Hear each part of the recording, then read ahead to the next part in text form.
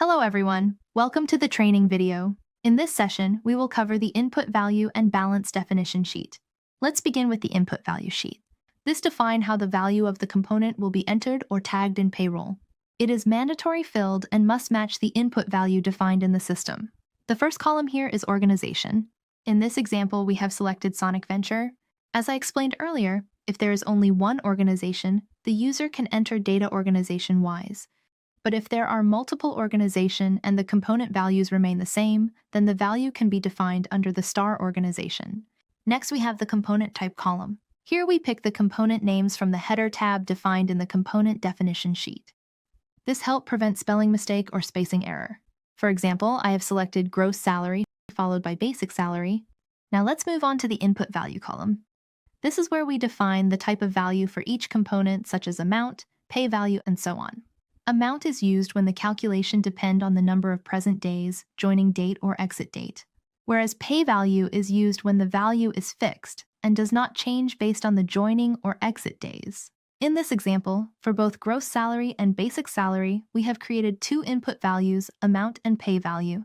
This means that a single component can have multiple input value. In such cases, we create two separate rows for the same component with each row representing a different input value. Finally, we have the data type column for the most important input value like amount, pay, value, percentage. The data type will be amount. If the input value is this, then the data type should be set as days. And if the input value is hour, then the data type will be hours. This completes the work-through of the input value sheet. Now let's move to the balance definition sheet. The first field is organization. The organization name selected here should always be same as defined in the component sheet. Next, we have the component name. This is also mandatory, and again, it should exactly match the component name defined in the component type sheet. Moving on to the input value, here the value should remain fixed as pay value and amount for all the balances.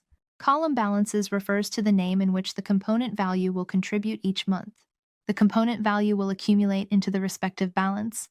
For example, gross salary component value will accumulate in the gross balance.